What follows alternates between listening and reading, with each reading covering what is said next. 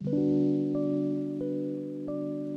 hey there, everyone, and welcome. Look, I've literally spent the last 30 years walking the concrete floors of ultra-pure water plants, designing, operating, and fixing some of the most absolutely critical high-purity systems in the world. And let me tell you, when you work with ultra-pure water, or UPW, you learn pretty quickly that water chemistry simply holds nothing back.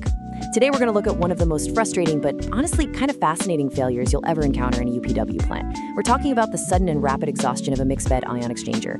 We're going to take our time, speak slowly and clearly, and get right to the technical truth of the matter in this explainer. Okay, let's dive into our agenda. We've got a 6-part masterclass for you. 1. UPW and mixed-bed basics. 2. The incident, resistivity drop. 3. Potential causes of overload. 4. Investigating the root cause. 5. Step-by-step troubleshooting. And finally, 6. Summary and final thoughts. All right, part 1, UPW and mixed bed basics. Let's set our baseline. So think about the standard life cycle of a single drop of water in a UPW plant. It's kind of like a journey. It starts as raw water, passes through a multimedia filter and a cartridge filter just to strip out those suspended solids. And then it hits the reverse osmosis, or RO, membranes. Now the RO does the heavy lifting for sure. It removes the bulk of the dissolved salts and organics.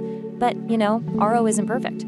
From there, the water flows into the mixed bed ion exchanger, which beautifully polishes out those remaining trace ions, right before a final UV treatment. Our ultimate goal, the absolute non-negotiable requirement for our product water, is a resistivity of greater than 15 megaohms. That is our ultimate standard for success. And the real workhorse achieving that 15 megaohm standard? That's the mixed bed.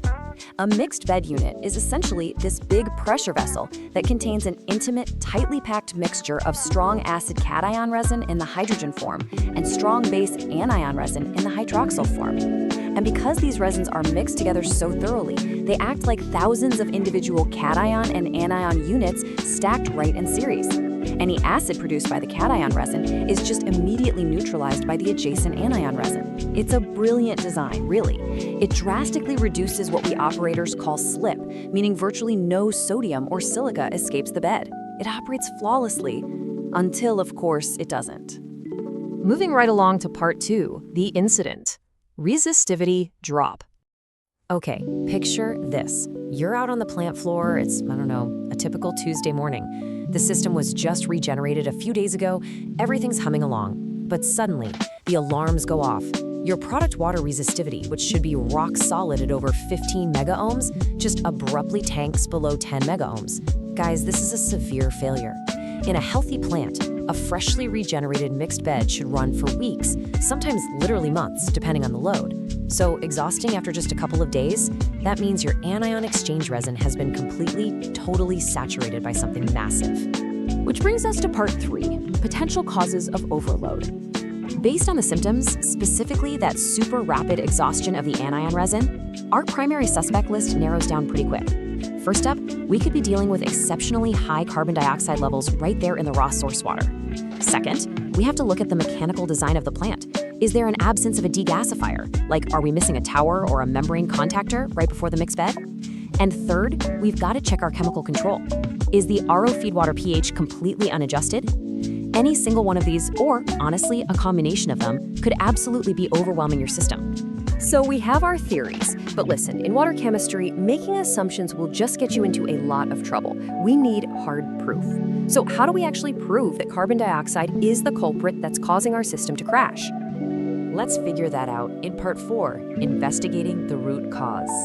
Now, what's really interesting about this is, I like to call carbon dioxide the invisible thief. And to really grasp why, you have to remember how an RO membrane actually works. RO membranes are absolutely fantastic at rejecting dissolved ions. Things with an electrical charge, like sodium or chloride. But CO2, in its natural state, it's just a dissolved gas. It literally has no charge. Therefore, the RO membrane simply cannot see it. The CO2 acts like an invisible thief, slipping right past those RO membranes completely unchecked and traveling straight into the feed of your mixed bed. Now, as the pH changes, the distribution of those carbonic species shifts incredibly dramatically. At lower pH levels, you basically just have dissolved CO2 gas. But the second it enters the mixed bed, it dissolves in the water to form carbonic acid. And since carbonic acid is a weak acid, it quickly dissociates into hydrogen and bicarbonate ions. Suddenly, that invisible gas has magically transformed into a massive, tangible ionic load of bicarbonate right inside your mixed bed. And here is where the actual theft occurs. Your strong base anion resin only has a limited number of exchange sites. It's supposed to be capturing critical, really hard to remove target ions, like silica. But because the CO2 has converted into bicarbonate, it competes directly with the silica for those exact same anion exchange sites. In systems that are preceded by an RO unit, CO2 very often represents the single largest anion load on the entire system. It rapidly saturates those anion groups, literally stealing the capacity meant for silica, causing your resistivity to just crash and your silica levels to spike. So, boom, the mystery of the dropping resistivity is solved. Now, how are we going to fix it? Let's get into it. Part 5, step-by-step troubleshooting. So in a filling system, we're basically letting the CO2 pass the RO and dump straight into the mixed bed. Bad idea. To fix the system, we absolutely must intervene before the mixed bed. And we generally have two primary ways to do this. We can do a mechanical fix or we can do a chemical fix. Here is your exact step-by-step resolution path. Step 1, the mechanical approach. Install a membrane contactor or a trade degasifier on the RO permeate line right before the mixed bed. This literally strips the dissolved CO2 gas right out of the water and vents it into the atmosphere. Simple. Step 2 is the chemical approach. Adjust the RO feed water pH by injecting soft sodium hydroxide, or NaOH, before the water even hits the RO membranes. I want to focus on that chemical fix for just a second because it's actually pretty brilliant. It relies on the exact same chemistry that was hurting us earlier. By injecting soft NaOH into the feed water before it reaches those pressure vessels, we intentionally force the pH of the water up. Remember that carbonic species behavior we just talked about? Well, when we raise the pH early, we force that invisible CO2 gas to convert into bicarbonate and carbonate ions, while it is still on the feed side of the RO. Because they're now charged ions instead of a sneaky gas, the RO membranes can successfully reject them. We've basically made the invisible thief visible to the RO, and the RO just flushes it right down the drain, completely protecting our mixed bed downstream. It's a game changer. All right, wrapping up with part 6, summary and final thoughts. So the absolutely crucial point here is this. Mixed beds are incredible polishers, no doubt, but they completely rely on a balanced resin capacity. Left unchecked, dissolved CO2 acts as an invisible thief that will pass right through your RO and just rob your anion resin's capacity blind. When you see rapid resistivity drops after just a few days of operation, you've got to investigate your CO2 load. Fix it mechanically by utilizing degasifiers to strip the gas out, or fix it chemically by controlling your RO feed pH to force the RO to do its job and reject the load. I'll leave you with this final thought, something that's really kept my plants running smoothly over my 3 decades doing this. Anticipate the invisible loads in your water chemistry before they rob your system's capacity.